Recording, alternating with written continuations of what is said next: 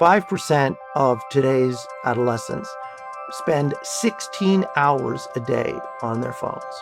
That's based on research that we've done and that others have corroborated. 16 hours is the top 5%. So no one can look at that statistic and think for a second that that's a healthy behavior. Social media use, overuse, or even abuse has become a growing issue, particularly for children and adolescents. It's been a hot topic of discussion for years, but arguably it has now reached a crossroads. Hi, I'm Derek Angus, a physician and senior editor at JAMA, and you're listening to Healthy Dialogue, a new podcast from the JAMA network. In a landmark ruling this year, a California jury awarded a young woman $6 million from Google and Meta, saying the companies deliberately designed their apps, YouTube and Instagram, to be addictive, leading to complex mental health issues. So how widespread is this problem? In 2024, the US Surgeon General at the time, Vivek Murthy, wrote an op-ed in the New York Times calling for social media warning labels, a bit like tobacco warning labels. Many recent studies have highlighted the risks of too much social media use, and some countries are even restricting access altogether to children and teens. So today I'm talking with Dr. Dimitri Christakis, a pediatrician at Seattle Children's Hospital, professor in the School of Medicine at the University of Washington, and the editor-in-chief of JAMA Pediatrics. We're going to focus on a few key areas of this topic. Is social media use disorder a real phenomenon? And if so, how does it work? What are the impacts? And why is it especially worrisome for kids and teens? Welcome, Dimitri. It is great to have you. Thanks for having me, Derek. I'd like to start with the basics. Can you help me understand the basic biology of what's going on here with the stimuli the developing brain is getting from social media and the possible effects of that? Yeah, look, what we know about the biology of addiction is that it's driven by the dopamine reward pathway in the brain, which starts in the ventral segmental area, sends a signal to the nucleus accumbens where it's experienced as pleasure. That sends a signal to the prefrontal cortex, which says, in effect, I like that, do that again, get more of that. It's a generic pathway. It's activated when we praise children for behavior. We hope that we reinforce that as a result because they experience the praise as a reward. And it's activated through other exogenous pharmacologic exposures, opioids, alcohol, tobacco, all activate it. And in effect, what happens without getting too far into the neurobiology is that you develop a compulsive use and then a dependency on that substrate. It took many years, and frankly, many lost life years, to convince the public that tobacco was addictive and harmful. It took more years to convince people that gambling, which is sort of the only currently non-pharmacological substrate behavioral addiction that's recognized by, I should point out, the DSM, which doesn't mean it's the only one, to be recognized as an addiction. But the truth is that social media activates the same pathway, and it really shouldn't surprise anybody, certainly no sensible person, that when some of the brightest scientists, and many of them were PhD scientists and engineers, were recruited and hired by these companies and provided financial incentives to make the platforms more engaging, that they succeeded in making the platforms incredibly engaging over time. There's been an active arms race, if you will, amongst these platforms competing for the attention of children and adults.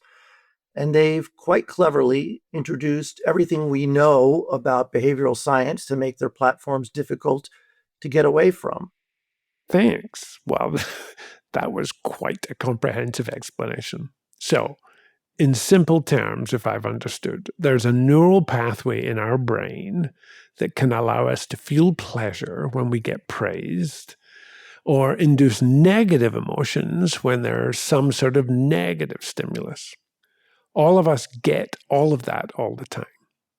Can you explain the difference between the normal everyday experience of going through life responding to positive and negative stimuli and what happens with addiction, and why we think children are more susceptible?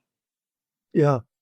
So I think of social media usage along the same continuum. I think of many other things that in small doses can be harmless, maybe even beneficial, but at higher exposures can create problems. In fact, we published a viewpoint in JAMA that likened it very much to alcohol use and how we had an emerging understanding of what we consider to be moderate drinking, problematic drinking, and all the way to alcohol use disorder. And as you know, we don't, as physicians, like to use the word addiction because it's stigmatizing. We tend to talk about use disorder. So, although both in the literature and amongst physicians, we typically do refer to things as addiction, at least colloquially. So, yes, I think the truth is that there's a healthy use, and then there becomes habitual use, and then compulsive use, and then what I would define as problematic use of social media. Same is true, I would say, for gambling and alcohol use. I like to use the mnemonic of the 4 C's that define addiction. I didn't invent them. I'm not sure who did, but they're generic ones. And the 4 C's are craving, compulsion, control, and consequence. And having all of those, in particular, the consequence, and what we mean by consequence is that there are negative consequences associated with the usage of a particular substrate, but you persist in using them. All of us are familiar with that as clinicians around the use of tobacco and alcohol when we treat patients with alcohol disorder or tobacco addiction. They have manifest consequences of those usage patterns, and yet they continue to use. That is the sine qua non of what we define as disordered or problematic usage. And we see that in children and adolescents' use of social media. They've become withdrawn, they're losing sleep, their school performance is diminished. They've often developed depression, anxiety, a compulsive need to check social media, body dysmorphia, all of these conditions that are linked to their usage of social media, and yet they'll refuse to stop using it. So you brought up the fact that the word addiction is sometimes problematic. And we've been using this word in part because the courts Yes. have effectively now created this legal term, social media addiction. But at least in the medical world, we've been a little bit nervous about using the word addiction in part because it plays into something that I wonder if you could comment on. There's this sort of moralistic thing that pervades whether it's alcohol, gambling, tobacco, this sense that sometimes people feel it's your own fault. You should have if you were of stronger moral backbone. Yep. If we could just sort of nip this in the bud for a moment, because there's no amount of moral backbone that can protect us as, for example, newborns from how we lay down these sort of neural pathways in response to our negative and positive rewards. And I think that, am I right in thinking that that's part of the essence of this? No, I think that's right. I think the reason we've moved away from the use of addiction in clinical context is because it's stigmatizing. It has a sort of, as you alluded to, blame the victim insinuation.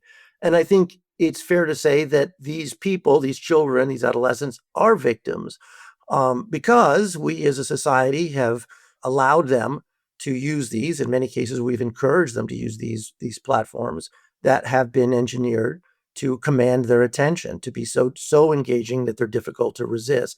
And the reason, I might add, that we restrict teenagers' access to other addictive substrates, alcohol, tobacco, gambling, is because we fundamentally recognize that they lack the prefrontal cortical capacity, the executive function, to use those substrates responsibly in appropriate measure. And that's what makes them particularly prone to addiction, at higher risk of addiction. That's why we saw this with tobacco that, if you don't start smoking before the age of 21, 22, 23, you generally don't smoke. Most tobacco addiction occurs during childhood when children lack the wherewithal to resist or to limit their exposure. And it's why I might add the Supreme Court years ago eliminated the death penalty for children because they felt that they did not have the capacity to have acted fully volitionally when they committed capital crimes. I think what you're possibly saying is that the part of the cortex, Mm-hmm. that's the bit that you might assign character to or executive functioning, volitional action. Yep. But you also talked about these neurotransmitter substances that drive cravings and reward structures, which, of course, exist not just in Homo sapiens, but in all sorts of life forms. These are almost sort of subcortical. And these are like things that you almost have, it's very hard to have control over them. These are sort of instinctual. It's the reptilian brain. Yeah. The reptilian brain, exactly. And so it's pretty hard. And it's a pretty cheap shot for us as a society to take a moral position Absolutely. on how you should be able to resist something when the very old reptilian part of your brain was getting hardwired. Absolutely. It's the same thing we see with obesity and the food, epidemic, that our primordial brain was very predisposed to love sweet and fat things that were typically hard to find. And once they're in abundance, it's very difficult to resist them. Right. So you've laid out a really nice case for why we develop these addictions and why children in particular might be very poorly equipped to defend themselves against developing these sort of pathways that make them want to then crave something more and more, for example. So what? I totally get that if I develop a craving for alcohol and I keep on drinking, then my liver is going to say, dude, I'm checking out of here. And obviously, that's understandable for tobacco. And you can see how gambling ruins people's lives. Okay. But social media, let me just be devil's advocate. That's just how we link up with friends. Yes, I can believe that my child might crave spending time on social media, but what's the downside? Why is that a problem? There's so much for me to say on this, and I think if this podcast for 4 hours, I could go into all of it. But let me briefly say that there's clearly value, at least theoretically, in children, people of all ages, being able to find communities through social media. And in fact, in the early days of social media, we heralded it as a democratizing force. Me as well. We credited the Arab Spring to Facebook because people were able to connect with other like-minded, civilly active people to foment rebellion. There's no question that social media can do that. The problem is the way these platforms have been engineered, they do much more than that. And that's entirely by design. Your audience may remember, certainly your older ones might remember, that there was such a thing called chat rooms. Chat rooms did what you're asking, which is to say they created places where people could go online and meet other people like them, whether they were gay teens or Dungeons and Dragons aficionados or gamers or whatever, anonymously or via their real identity, and connect and chat to their heart's content with no mediation, no moderation of any kind. The features that have been added to these platforms are precisely what both make them very difficult to disengage from and very harmful. So I will say that there are two components that make the usage of these sites problematic. The first is what we're calling, at least in this podcast, the addiction itself, which, if nothing else, becomes a huge time sink and a distraction from real world engagement. So 5% of today's adolescents spend 16 hours a day on their phones. That's based on research that we've done and that others have corroborated. 16 hours is the top 5%. So no one can look at that statistic and think for a second that that's a healthy behavior. In fact, I would argue that nothing done for 16 hours a day is healthy. Even exercising 16 hours a day, we would pathologize. So that's the extreme, which I think is inarguable. And we published on this in JAMA, actually, to make the case that Anyone that thinks that that amount of time on a phone doesn't constitute a problematic usage pattern, I think is misguided. But then the second feature is not just that we've developed or they've developed an addictive platform, but that it exposes by the algorithmic design and other elements of it users to harmful experiences.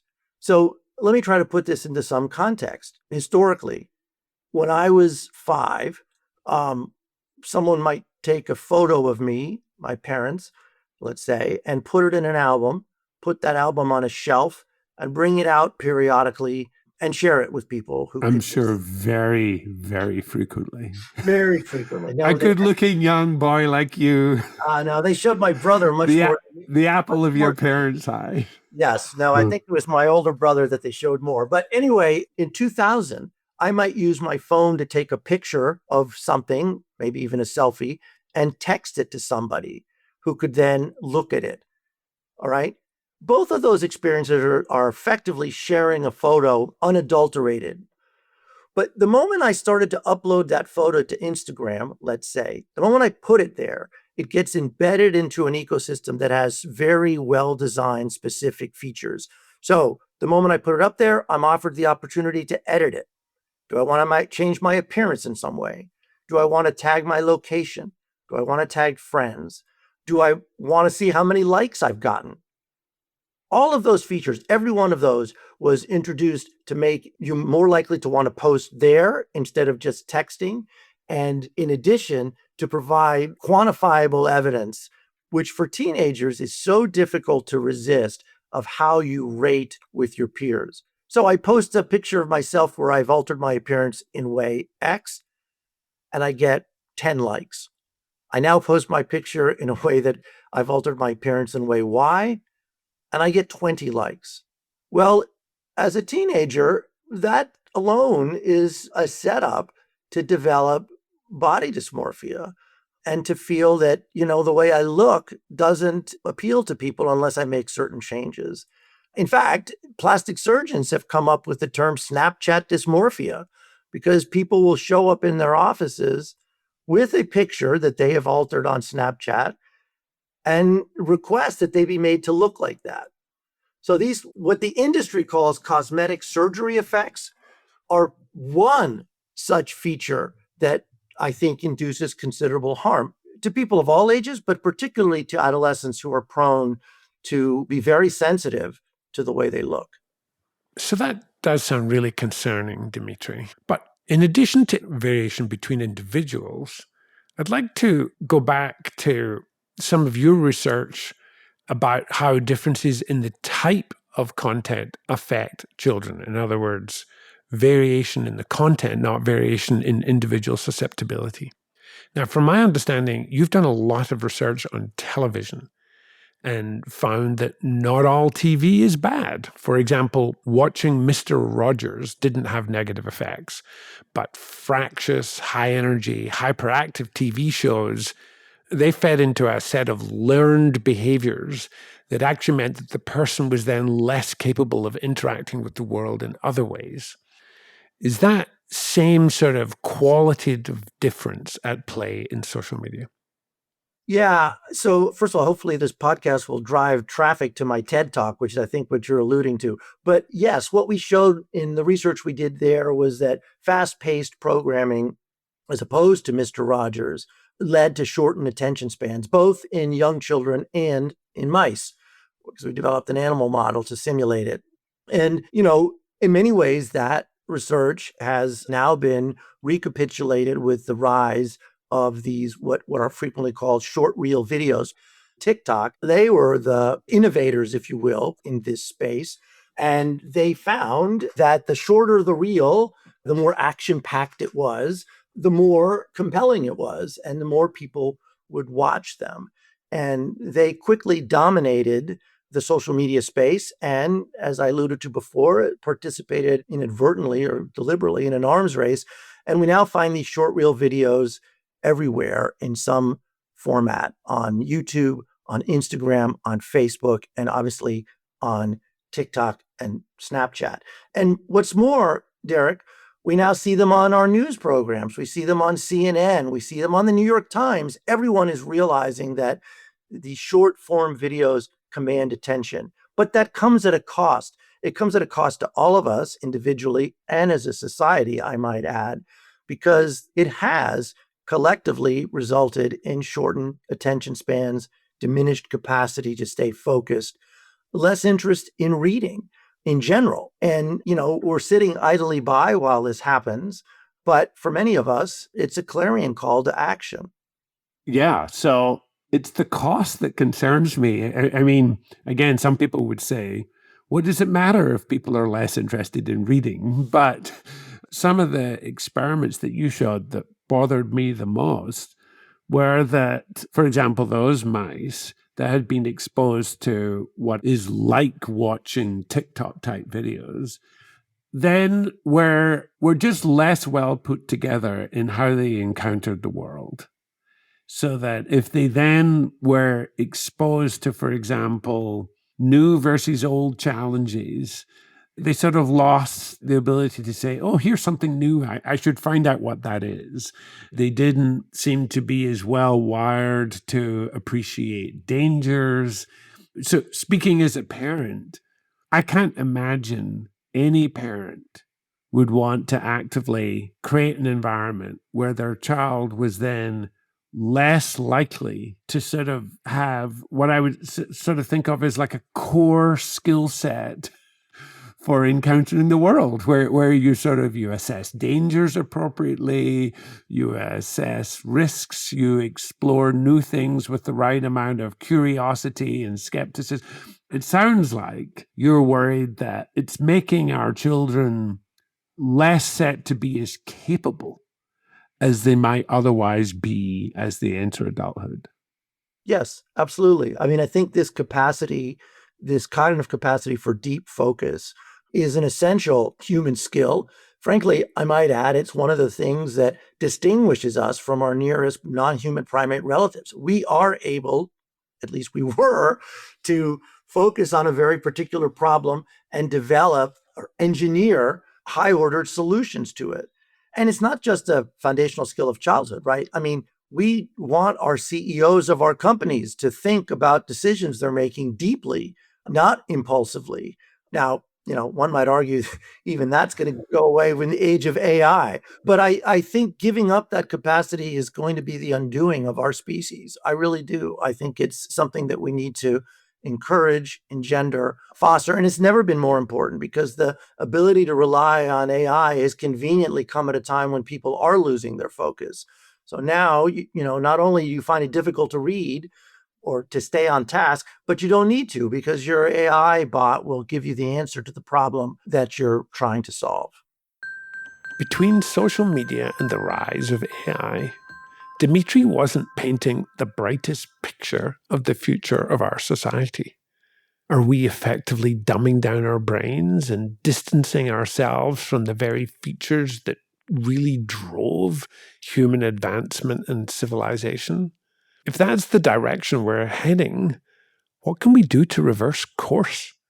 I wanted to learn more about that, starting with actions taken by countries like Australia, where earlier this year, the country instituted a ban of all social media use for children under the age of 16. The first country actually was China that doesn't allow their youth to use TikTok, which is their own creation. In their case, it's ByteDance. So they've long had a ban on children's use of these social media platforms and on gaming as well. But Australia passed it. European countries have followed. Several states have, in the US, attempted to put minimum age requirements on the use of social media. Those have been challenged in court. I'm not a legal scholar. I can't speak to that element of it at all.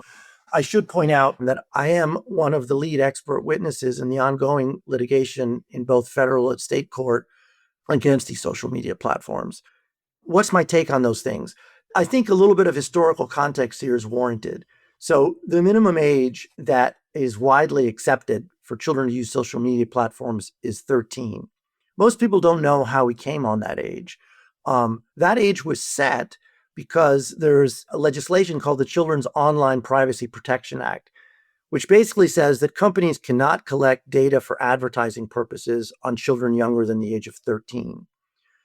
Social media companies, because they didn't want to fall afoul of that, set the age at 13 so that they could collect those data. And all of us basically said fine and accepted that 13 was the acceptable age. It wasn't set by pediatricians, by developmental psychologists, by parents. It was set by the industry for their own reasons. It would be akin to if we had in the day asked the alcohol or tobacco industry, what age do you think children can safely drink or smoke? Of course, we didn't take that approach. But in fairness, when that age was set, none of us, I think, appreciated just how addictive these platforms are. So, in much the same way that we restrict by law children's access to other addictive products because we think they're not capable of using them responsibly, some countries have started to apply that approach to the use of social media. Does it work or will it work? A lot will depend on how reliably it's enforced, and all of that is to be seen. But of course, the truth is, Derek, our attempts to limit youth access to alcohol and tobacco is not 100% effective either. We know that, but it has made a difference, at least for some children and some populations. And we're driven in those cases, I think, as much by the ethical imperative as by the scientific one. If you told me that alcohol restrictions had zero effectiveness, I would still say that restricting youth access to it is the moral thing to do because we know that they're not able to use it responsibly and we know that it's harmful. Right. So if current restrictions on alcohol weren't working properly, that wouldn't be an argument to not have the restrictions. Correct. That would be an argument to look at how to Better improve the quality. So I guess, as you point out, we're still just a few months into working out how effective it is. There's the sense that a lot of people have lost their accounts in Australia because they're too young. But on the other hand, some of them are finding ways to sign up with aliases, lying about their age. And in much the same way youth get access to alcohol, tobacco with fake IDs. No question about it. Oh, I'm sure I never did that. So, yeah, you're right that even though there could be leakage, the act of having the restriction has at the herd level, there's like a degree of herd immunity, so to speak. You know, you're getting sort of broad public health benefits. So tell me what we're banning. I mean, could you keep the equivalent of the homie chat room, but just should we be looking to have a cooperative relationship with the companies that provide those products so that they could be trusted to provide the useful parts of social media? First of all, we're not banning anything. No one's banned anything anywhere in the world to date. We're age restricting access. In the United States, we're not doing any of that currently anyway. But could products be engineered, or in this case, de-engineered to be safer? Absolutely. That's the way they started. I mean, are these the right will they do that? I don't know. I mean, that's kind of outside of my wheelhouse. But if you think about even Facebook in its first iteration is just such a dramatically different and I say Facebook because that's, as a boomer, that's the one that I'm on. But, the invention, for example, of the infinite scroll, Asa Raskin, who invented it, described it himself afterwards as digital cocaine. So the infinite scroll, for those people who don't know it, now it's built into everything. So most of us take it for granted. But in the early days of Facebook, when you scroll through your feed, you would quite logically come to the end of it. And when one comes to the end, it sort of signals the brain that this is a natural stoppage point. In much the same way when you used to watch a television program, and those of us that are old enough to remember this on broadcast television, when it ended, you might have been sad that it was done, but that was it. You had to wait a week to watch the next one. Infinite Scroll was designed to eliminate that friction. So you never get to the bottom of your feed. You could scroll ad infinitum, and it has the effect of eliminating that stoppage point.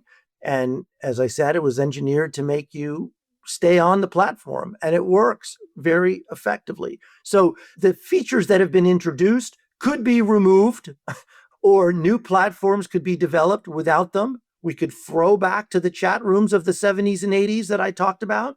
Those actually still exist. Weirdly, they exist on gaming platforms. So people who game can simultaneously chat. I'm not a gamer, but can simultaneously chat with their colleagues. And many do. Many have conversations that aren't related to gaming, they're just having conversations with like-minded individuals. Yes, we can create such platforms, and I think they would be considerably safer.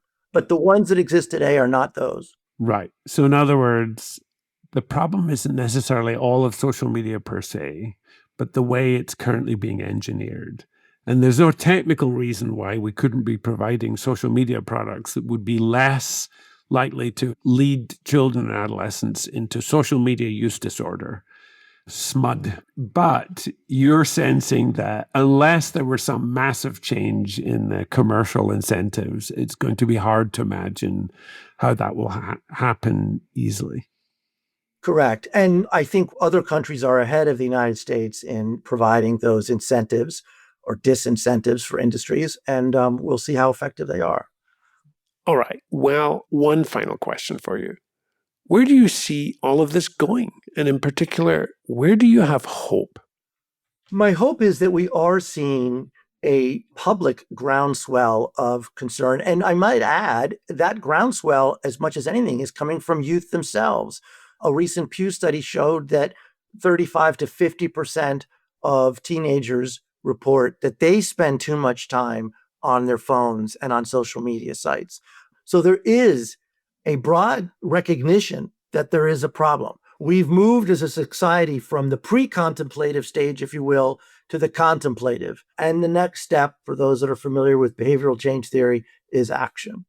Perfect. Well, on that, Dimitri, it's been really scary, but highly informative to chat with you and all of this stuff. And yes, especially when we get more data from Australia and other places, I'd love to come back and chat further with you about this.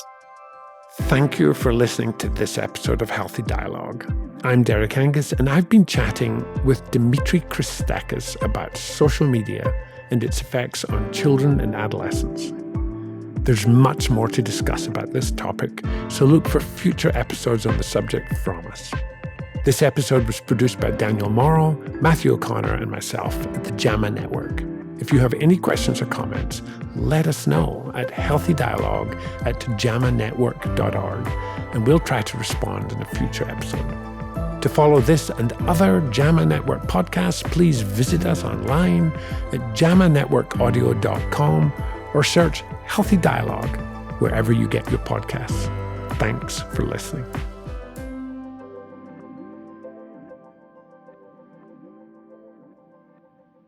This content is protected by copyright by the American Medical Association with all rights reserved, including those for text and data mining, AI training, and similar technologies.